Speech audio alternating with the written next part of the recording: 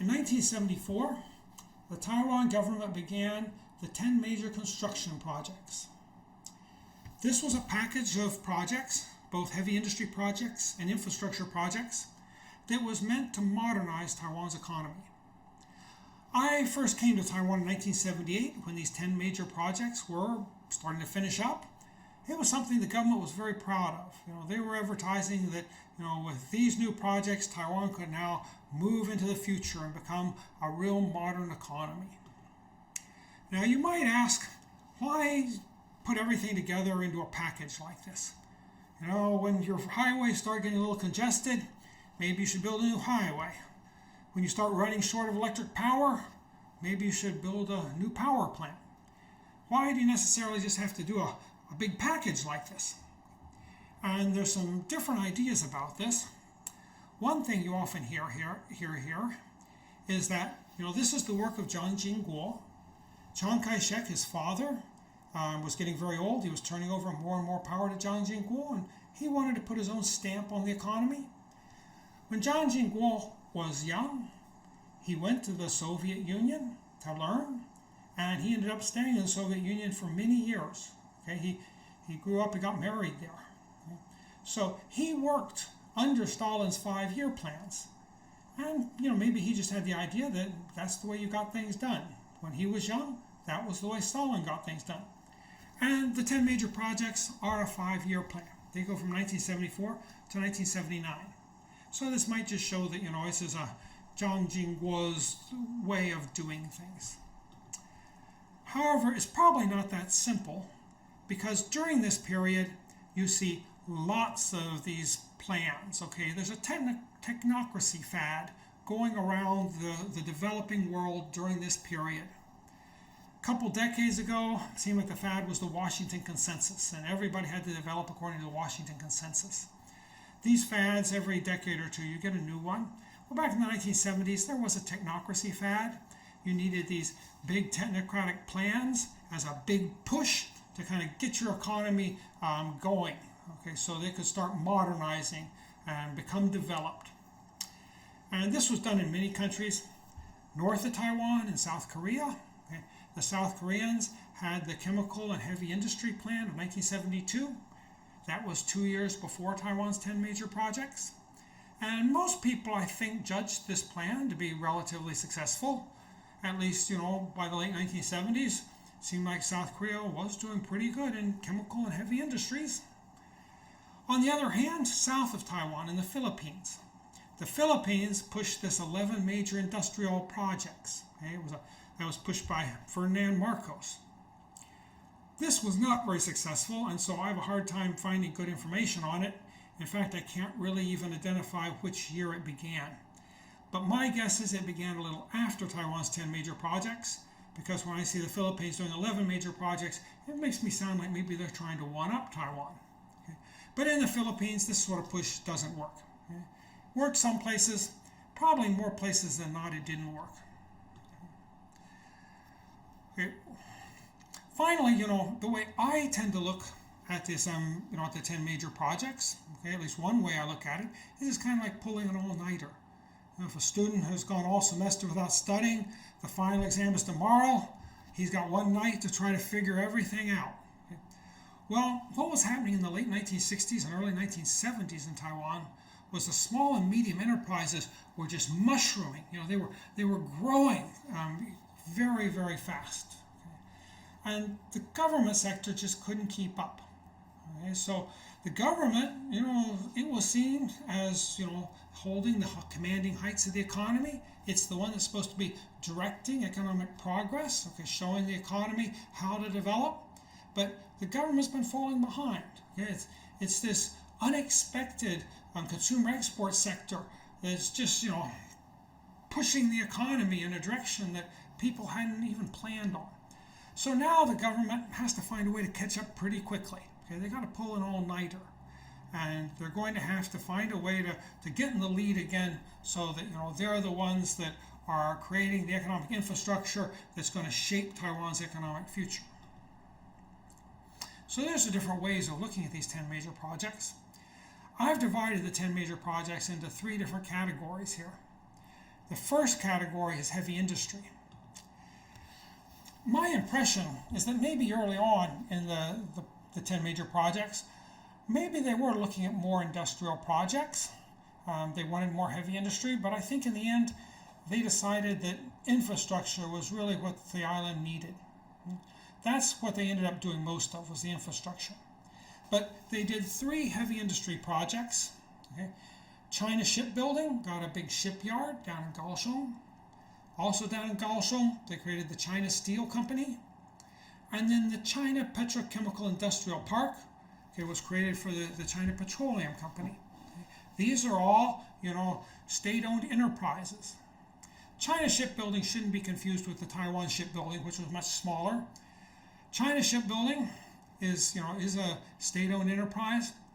My impression is that this investment didn't really pay off. Later on, it's going to be South Korea that really does best in shipbuilding, and then later on, the Chinese mainland. When you look at what China Shipbuilding has built, mainly it's ships for the Taiwan Navy. Private companies seem to like to build their ships elsewhere. So my guess is that the China Shipbuilding, it doesn't really have a competitive advantage in shipbuilding. At least the state-owned enterprise isn't suited for doing as good a job as some other places. China Steel, I think early on it also wasn't really that profitable. Okay, that's my impression. But later on, when China, the mainland Chinese economy, has a boom, okay, construction, they desperately need steel. Okay, and China Steel makes a lot of money during that period. So in the long run, maybe China Steel paid off. Again, I don't have access to their books, and sometimes it's very hard to figure out if a state-owned enterprise is actually, paying off as far as giving you a good return on your investment. Okay, that's often very difficult to calculate. The China Petrochemical Industrial Park, I really can't say anything about. I don't know enough about that to really have an opinion on whether it showed success or not. Okay? But these were the 3 big extensions of heavy industry that occurred in the mid-1970s. 6 of the projects were in transportation. 2 of the projects dealt with a railroad. They had to kind of extend the railroad and also electrify the railroad. Electrifying the railroad may have meant cheaper power. It probably meant cleaner power. But during this period, railroad transportation doesn't look like it's increasing much. And so this investment, I'm not sure that it wasn't wasted. It's hard to tell, but I'm a little more cynical about this. Also, the 2 new small ports. One of the ports was over in Suao. I think most people would agree that that port never really paid off. It was more something just to develop that more backward area of the country. It's more isolated over there. This is trying to get out of its isolation. I don't think, though, that it makes a very good return on investment. The other port was in Taichung.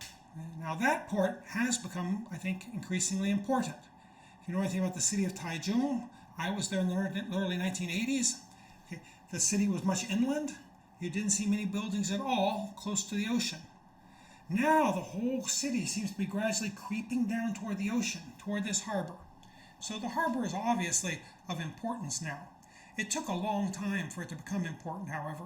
Okay, so I think if they had delayed a decade or 2 building this harbor, maybe that would have been the best plan. 2 things I think were very important for Taiwan. The CKS airport was now called the Taoyuan Airport. Up until this time, Taipei had just the Songshan Airport. That's a small airport, kind of in the middle of the city, very convenient. But because it's in the middle of the city, you can't expand it. And so it's very limited what sort of, how much you can use it. Now they build a big new airport out in the suburbs. And this airport is continually being expanded.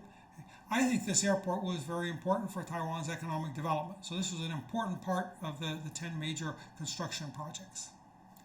Also the freeway number 1, going all the way up to Keelung, the harbor in the north, down to Kaohsiung, the harbor in the south, and down a little further. When I was here in 1978, they had just opened up the freeway and you still didn't see a lot of traffic. But by the time I was in Taiwan in 1981, 1982, you did see quite a bit of traffic on the freeway, and it had become an important part of the transportation network. So I think the freeway also was a good investment. Later on, the freeway will get so congested, they're going to have to build another freeway north and south to take some of the traffic.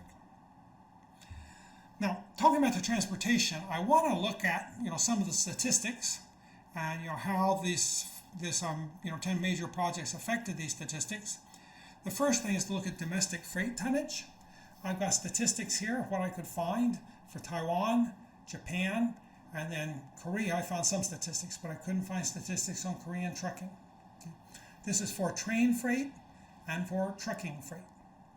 And if you look at Taiwan's train freight, that's the green line, the solid green line, you can see that it was already somewhat declining before the 10 major projects, and it continues to decline during and after the 10 major projects, just like the Japanese railroads freight haulage began to decline.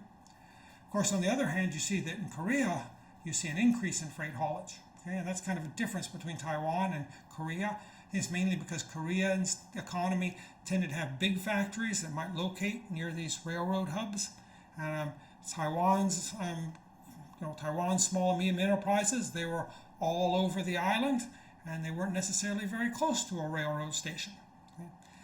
Okay? So as far as freight haulage is concerned, okay, the railroad doesn't seem to have done very well during this period. If you look at trucking, okay, this is a period where Taiwan's trucking is really taking off. Right? I think it takes off even before the first part of the freeway is opened up. Okay, but this 10 major projects, I think, is a great boost to Taiwan's trucking industry and helping Taiwan's small and medium enterprises to get their produce quickly to the ports, going by being able to use a freeway. So that would be one of the reasons I would judge the freeway investment to be more important than the railroad investment. Another way you can look at the railroad investment is by passengers. This is train trips per person, Taiwan, Korea, and Japan. You can see what happens is kind of right before the 10 major projects, excuse me, Taiwan's train trips per person peaks, and then it begins falling. My guess is this is because people are driving more in cars. Maybe they're also taking buses. Okay, bus transportation was very important in Taiwan at this time. And you're also, of course, getting motor scooters. So I don't know if motor scooters, most people probably didn't take those very long distances. But you can see that not only did freight haulage decline on Taiwan's railroad, but passenger trips also declines. Same thing was happening in Japan. Again, Korea is different. In Korea, you seem to see the railroads playing a bigger and bigger role. Taiwan often put money into the railroads, but they just didn't do as well as what you see in Korea. Finally, departures. This is looking at people leaving the island. And actually, if you look at arrivals, it will show you exactly the same thing. Since they're almost the same, I'm not going to show you both of these. Okay, I'll just show you the departures. And this is by sea and by air. What you can see is that the departures by air in Taiwan are almost nothing until 1965. That's when Taiwan begins growing quickly, with its consumer export boom, and now you have people moving back and forth to Japan, to the United States, because they're doing business deals. Okay, so air travel really takes off in 1965, okay? And you can see it's growing fast. When we get to the period of the 10 major projects, okay, they finally get the airport done about the end of that period, about 1978 or 79. I remember coming in 1978 in the Songshan airport. So what's happening during this period? If you look at departures by sea, you can see that up until 1975, most people would not travel from Taiwan to another country by sea. Most travel was by air. Right? However, you can see during this period, there is some problems. Okay, it seems like the airport is not big enough to handle everybody. Okay, more and more people want to get out, get out of Taiwan and mainly to do business. Okay? And so during this period, you do see an increase in sea transportation. Probably people taking ships to Japan, to Hong Kong. Okay? However, once the airport gets established and gets up and working, then suddenly that sea transportation falls. Okay? And so that probably indicates that there was a bottleneck here. It was getting harder and harder to get off and on the island because there wasn't good enough transportation. And because of this 10 major projects, they finally get this big new airport made, and now people can get off the island easier. You can see around the late 1980s, there is another big boom in people leaving the island. And this is associated with government policy. The government at this time opens up travel so that people are allowed to tour countries abroad. Up until the late 1980s, you could only go abroad to study or for business or to visit relatives. Okay? You couldn't just go because you wanted to see the Grand Canyon. Okay? Late 1980s, Taiwan finally decides, the government decides, we're rich enough, we can allow people to spend their money on things like foreign tours. Okay? So that's the transportation. Finally, there's power. This is just one project, but it's the biggest project. And this is what this big picture shows here. This is the nuclear power plant. Okay, the first nuclear power plant, Jinshan Nuclear Power Plant. I think you can still kind of get a glimpse of it on the north coast of Taiwan today. Okay, Taiwan was having power trouble with blackouts. Okay, there wasn't enough power. They were trying to figure out how to increase the power in Taiwan. They decided that nuclear was the way to go. Okay, this was the modern way that you create power. Of course, nowadays there's a lot of people that worry about nuclear power, particularly after the Fukushima tsunami. Okay, and Taiwan has begun to shut down its nuclear power plants. Okay, but back at this time, people thought that nuclear might be the way to have to end all these imports of fuel, and will make Taiwan a rich manufacturing base. This was looking at the changing electricity sources in Taiwan. Okay? And again, I've got lines here showing 1974 to 1979, kind of this 10 major projects period. You can see what's happening. Up until about 1965, really there was very little power used in Taiwan. Okay?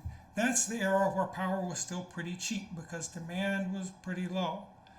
Then in 1965, all these little companies start doing all this manufacturing, and demand for power goes up. They got to find some quick way to increase power. What they do is they start putting in a lot of these little fuel oil electric generators. I think this is kind of a stopgap measure. Okay, these aren't really big power plants, but this is the reason that you get the 10 major projects, and they decide that one of the most important things we have to do now is we got to find some way to create some cheap energy to keep all these manufacturing plants running. So they put the money into nuclear. And you can see the nuclear plant, it begins about 1979, and then the red line, that's nuclear power, it rises.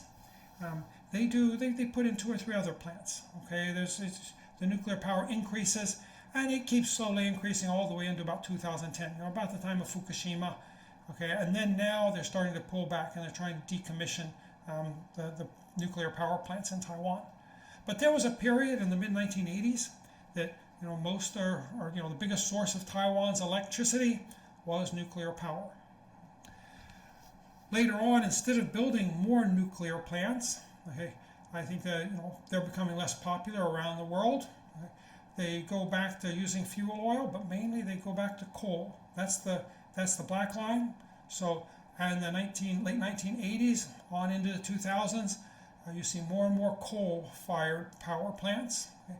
And they're producing much more energy than ever before. Taiwan now is big in the electronics industry, and that's a very energy-intensive industry. The other thing you see happening even later, this is beginning late 1990s, you start seeing the move to liquefied natural gas, okay? And that's now surpassing coal. It's cleaner than coal. Coal is very dirty. Okay, of course, it's not as clean as nuclear. Taiwan is also talking more and more about doing, wind power, solar power. But so far, that's just a few percent of what's being produced in Taiwan. And it's when you get that sort of power, it's always off and on, depending on whether the sun is shining or whether the wind is blowing. You always need a lot of natural gas backup generation. Natural gas is the easiest way to switch power on and off to make up for the ever-changing wind and solar power. So, my guess is that Taiwan will continue to build up their natural gas power, and they're probably also going to try to build some more solar and wind. Taiwan now is though worried. Some people think that maybe there will be a power shortage in the future. We'll have to see what the government's going to do about that. I doubt they move back to nuclear. So those are kind of the 10 major projects. I think they were important mainly for the infrastructure they created. I think that extra power from the nuclear power plant was probably something Taiwan needed very much. I think the new airport and the freeway was also important.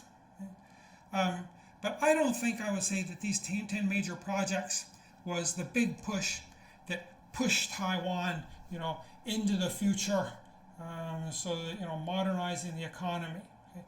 This is something that I think was good that the government probably did try to expand the infrastructure in Taiwan. Heavy industry, I'm more skeptical of that. I think actually if I was in charge, I would have probably just focused on the infrastructure. Okay. But I think this was probably an okay plan by the government, but it wasn't something that was really going to put Taiwan's economy on a new footing. Taiwan eventually gets on a new footing and kind of moves up and becomes more modern as it develops its electronics. So, why the 10 major projects? I told you I tend to think that this all-nighter idea is most important. Okay?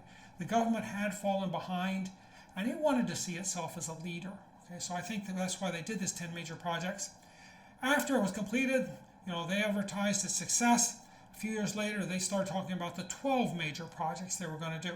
And then some years after that, they started talking about the 14 major projects they were going to do.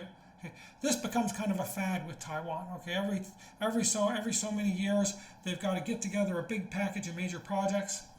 These later projects are usually smaller projects. They're probably not as important as the 10 major projects, but this has just become the way the Taiwan government functions.